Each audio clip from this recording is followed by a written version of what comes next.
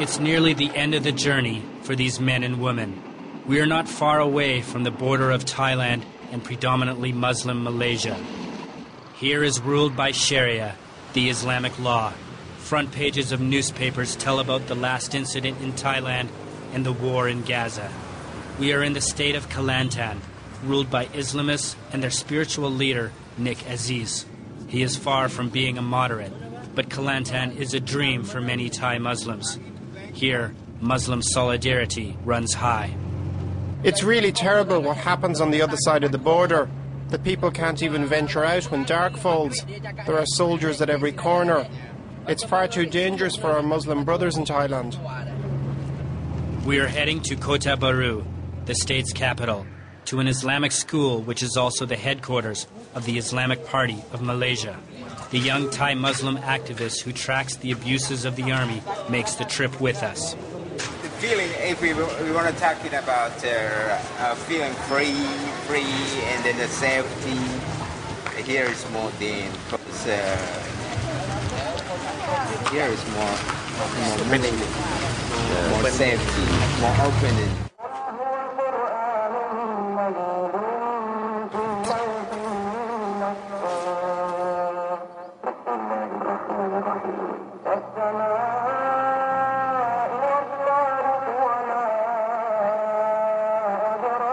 And here is the famous Islamic leader, Nick Aziz.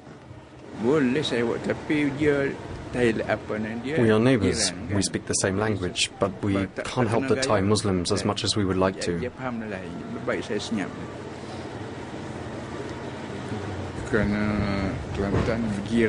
It is all because there is not good cooperation with Thailand. It's a very, very sensitive matter here.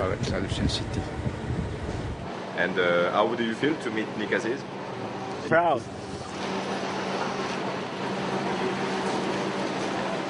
Imran, you would have preferred to be born here, in this side of the border? I have.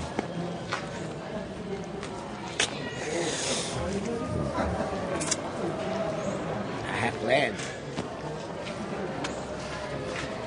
Imran can't talk anymore. He is overwhelmed by emotion. This young Thai Muslim knows it too well. His land, the land he is referring to, is a land of repression and suffering. Back in Thailand. From the sky, these provinces look peaceful. This officer seems to feel at home. A highway to build, a dam. The army has been given a colossal budget, but it is also involved in very lucrative businesses in the region. Some say there is no conflict of interest in the times of martial law. This day is a special one. The new Prime Minister is paying his first visit to the region. He says resolving the conflict is a top priority. The Muslim lawyers who defend civilian victims have not been invited, but they managed to get through the security cordon, and they took a victim with them.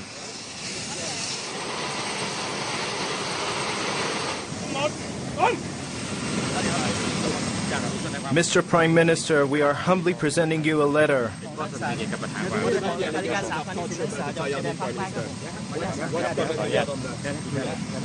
Well, I'll talk to you later. Okay?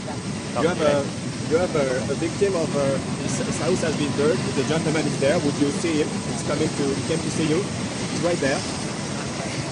This time, no answer at all. Like his predecessors, the young Prime Minister won't say much about army matters, to the disappointment of the human rights lawyers. They burnt my house.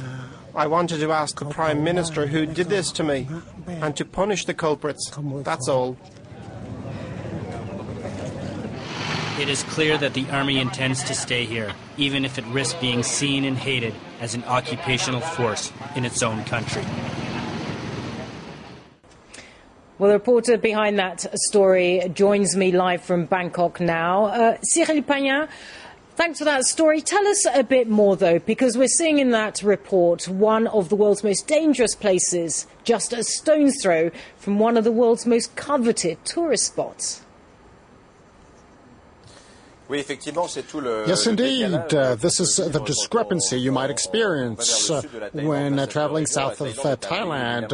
Now, Thailand is, of course, a touristic country, and you go through those world touristic spots where hundreds of tourists are actually spending their holiday periods far from home, and 300 kilometers away from those coveted spots, you get into zones under reinforced martial law, and for 5 years, because we've been celebrating the 5th anniversary, and has been experiencing violent acts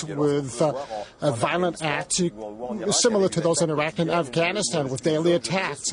And this is under martial law, where people get arrested or stopped by checkpoints and tasked with extremely difficult and violent actions very close to those coveted tourist spots in Thailand. So what do the rebels want? What are they actually hoping for?